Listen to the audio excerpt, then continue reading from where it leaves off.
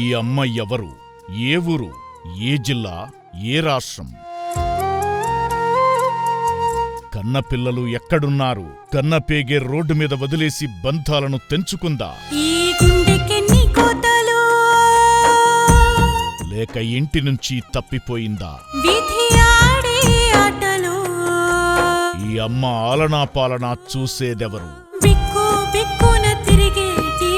ప్రశాంతంగా ఇంట్లో ఉండవలసిన అమ్మ రోడ్ల పాలయ్యింది. కడుపున పుట్టిన పిల్లలు అమ్మా నాన్నను చూడకుండా రోడ్లపై వదిలేస్తే ఎవరు బాధ్యత తీసుకోవాలి?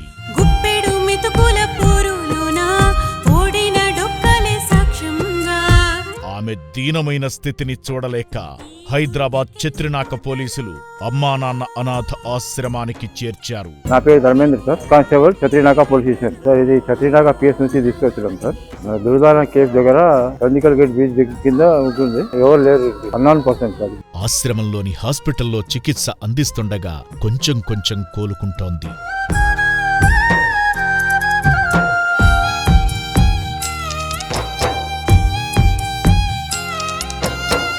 కాస్త ఆరోగ్యం మెరుగుపడిన తరువాత అట్టలు కట్టిన చింపిరి జుట్టును తొలగించడం జరిగింది.